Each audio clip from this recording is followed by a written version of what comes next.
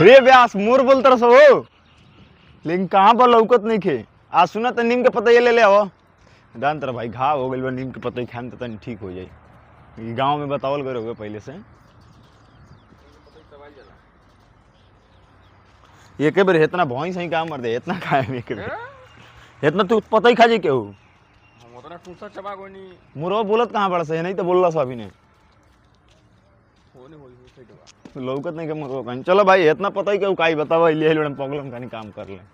इतना तो बहुत बा। खाली पैरे घूमत नहीं सामान देखो, खाली पैरे घूमले से क्या फायदा होला बेस। आंखें से रोशनी बढ़ला आंखें रोशनी बढ़ला तो खाली पैरे धूप घूम जाला। गाँव दे तो माटी रहेला, ठंडा रहेला ओतिया। हई इकड़ा पर देखो भाई घूमबो तो पैरे में हल जाई कुछ नीचे से पैर में इकड़ा हल ना इकड़ा हली नु पैर में तो ओसन कौन बात हो। मोर की सत मुर्गा मोर मोर नहीं है वो तो भैंसिया के ऊपर हो गया।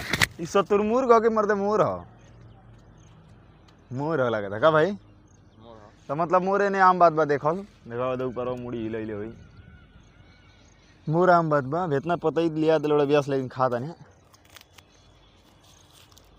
देखो पता ही खाए में तन कड़वा लगे लेकिन अंदर का खून ठीक कर दिया। ऐसा गांव में लोग बोलेला पहले तो हमने के खाता नहीं हम।